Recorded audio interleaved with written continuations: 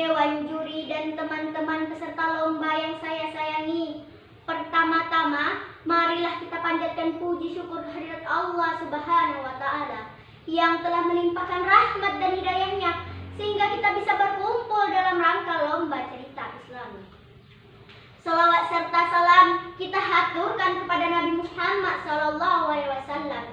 Semoga kelak kita mendapat syafaatnya. Amin Allahumma amin. Pada kesempatan yang berbahagia ini, saya akan menyampaikan tema kisah tenggelamnya harta si Qarun. Kisah ini disebutkan dalam Al-Quran surah Al-Qasas ayat 76-83. Dalam kisah ini, Allah memberi teguran dan pelajaran kepada seseorang yang suka membanggakan diri selama hidup di dunia dan pada akhir hayatnya terkubur bersama harta bendanya. Al-Kisah, di daerah dekat Mesir, hiduplah seorang laki-laki yang sangat miskin bernama Qarun. Diketahui, laki-laki ini adalah sepupu Nabi Musa, anak dari paman Nabi Musa yang bernama Yasar, adik kandung Imran ayah Musa. Suatu hari, Qarun dikunjungi oleh seseorang. Ternyata yang datang adalah Nabi Musa. Nabi Musa pun berkata, "Assalamualaikum warahmatullahi wabarakatuh." Qarun pun menjawab, "Waalaikumsalam warahmatullahi wabarakatuh." "Wahai saudaraku, bagaimana kabarmu?" Seperti inilah keadaan wahai Musa. Aku sangat miskin sampai-sampai tidak memiliki apapun yang dimakan. Maukah kau berdoa kepada Allah supaya aku diberi sedikit harta supaya aku bisa bertahan hidup?" Mendengar hal tersebut, Nabi Musa sangat iba dan berdoa kepada Allah agar saudaranya Qarun diberi kecukupan harta, dan permintaan itu dikabulkan oleh Allah. Hari demi hari, kekayaan Qarun semakin berlimpah karena ia menguasai ilmu jual beli perhiasan. Tapi sayangnya, semenjak menjadi orang kaya, ia menjadi lebih sombong dan ria atau suka pamer. Utusan Nabi Musa pun berkata, "Wahai Qarun, aku diperintahkan oleh Musa agar kau menyedekahkan sedikit hartamu untuk kepentingan amal."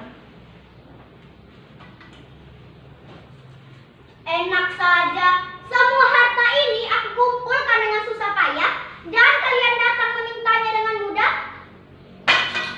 "Engkau sangat sombong, wahai Qarun. Kami hanya meminta sedikit untuk orang yang membutuhkan. Lagi pula kekayaanmu tidak akan bertambah tanpa seizin Allah." "Berani sekali kau berkata seperti itu. Pergilah dan jangan pernah datang lagi kemari." Kedua utusan Nabi Musa meninggalkan rumah Qarun dan melaporkan kejadian itu kepada Nabi Musa. "Hartaku sungguh sangat banyak. Tidak ada seorang pun yang bisa mengambilnya dariku. Sekarang aku adalah orang yang satu-satunya terkaya di Mesir." Hahaha. Setiap hari, Qarun selalu membanggakan dirinya. Ia sering berjalan-jalan keluar istana, mengenakan pakaian mewah, dikawal oleh pria perkasa untuk berkeliling memamerkan kekayaannya. Untuk membawa kunci-kuncinya, tak sanggup hanya satu pelayan yang berotot kekar. Utusan Nabi Musa pun berkata, "Wah, lihatlah Qarun itu. Sekarang ia sangat kaya. Baju yang dikenakannya berhabiskan emas yang sangat berkilau." "Benar saudaraku, tapi sayangnya dia sangat sombong. Dia lupa bahwa semua harta itu milik Allah dan kembali kepada Allah." Nabi Musa dan pengawalnya mendatangi Qarun di sebuah pasar tempatnya berjual beli emas.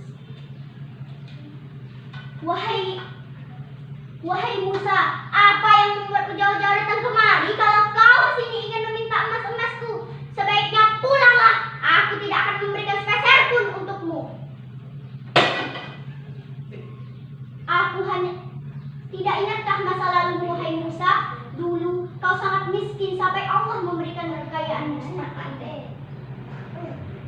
Itu masa lalu, wahai Musa.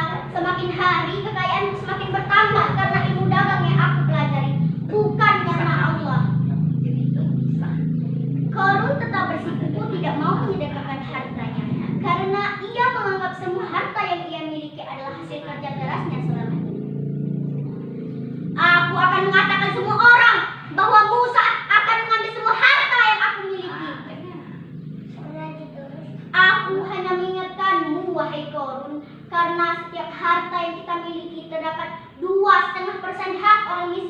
bilangnya, "Aku mengingatkanmu, jangan bersikap sombong dan suka membantu orang yang membutuhkan. Sekiranya kau berkenan, Allah akan mengambilnya dengan mudah seperti saat Allah memberikannya. Pergilah wahai Musa, kau hanya menggangguku." Sepeninggal Nabi Musa, kesombongan Korun semakin hari semakin bertambah. Bahkan ia merampas harta orang lain untuk menambah kekayaannya. Sampai suatu ketika datang azab dari Allah. Tiba-tiba langit menjadi gelap, bumi bergemuruh dan barang-barang di rumah Korun bergetar. "Apa yang terjadi wahai pelayan?" "Gempa bumi, tuanku." "Apa? Bagaimana ini bisa terjadi? Bagaimana dengan hartaku? Pelayan, selamatkan harta-hartaku." "Baik, Tuan." "Oh, emas-emasku, berlian pujaanku, perhiasan mewahku yang sangat berharga, kalian akan kuselamatkan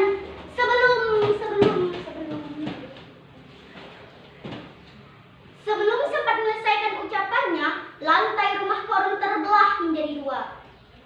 Itulah akhir kisah Korun yang sombong. Gempa bumi menenggelamkannya bersama rumahnya ke dalam tanah, seperti yang disebutkan dalam Quran surah Al-Qasas ayat 81.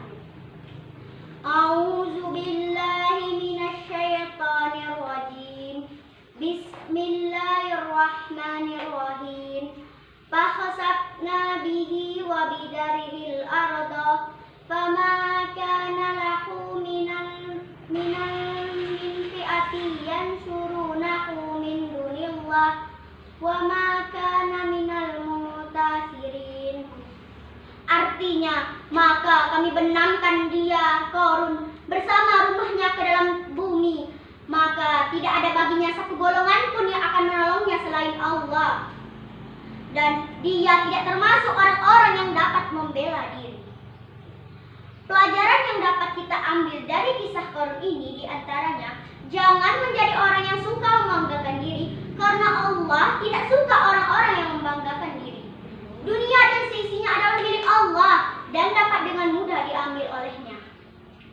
Berbuat baik kepada orang lain selama hidup di dunia seperti bersedekah, karena amalan baik kita dapat menjadi penolong kelak di akhirat. Wallahu a'lam bishawab. Nah teman-teman, itulah tadi kisah Korun yang sombong. Banyak hikmah yang dapat kita ambil dari kisah yang diceritakan tadi. Mudah-mudahan kita dijauhkan dari sifat sombong